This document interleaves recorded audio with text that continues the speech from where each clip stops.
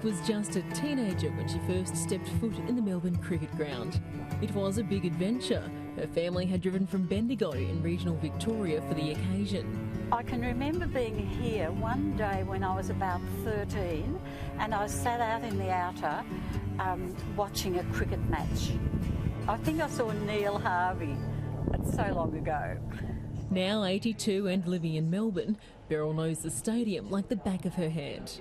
Sharing her love of the G with young and old as a tour guide since 2007. Great photo of Dean Jones, just showing him probably making a big shot, which is what he liked to do. And sadly, he's left us. The MCG is almost as old as the city itself. The site set aside in 1853 for the Melbourne Cricket Club. So you've got Powlett, Russell and Mundy, the Mundy brothers. So there's still one photo missing of the 5 people who began the club in 1838. The first public grandstand was built in 1861, seating just 6,000 people. Today it's the largest stadium in the Southern Hemisphere, catering to a thunderous crowd of up to 100,000. Do you think they would have ever thought it would get so big? I would doubt it.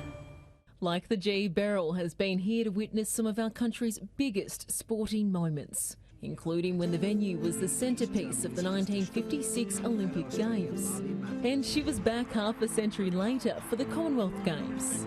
Beryl was also here later that year when Shane Warne cracked 700 wickets to give Melbourne a Boxing Day to remember. And they can't catch him!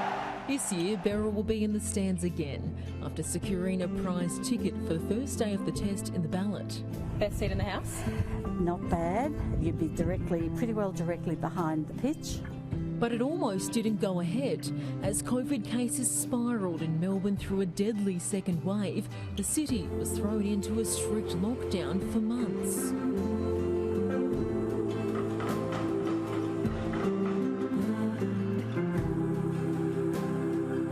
Even the AFL wasn't spared. After playing most of the season in Queensland, in a first, the big dance went to the Gabba. 2020 grand final at the Gabba. Many feared the cricket would suffer the same fate. It would have been an excruciating blow. Since 1980, there has only been one year, 1989, that a post-Christmas test match wasn't played at the G. So we could have easily lost the Boxing Day test. I was hoping we wouldn't, but you never know. When 30,000 people enter the stands on Boxing Day, it won't just be about cheering on the baggy green. It'll mark a major milestone in Victoria's return to normalcy. And for those lucky enough to attend, a final hot tip from the expert. Always have a pie.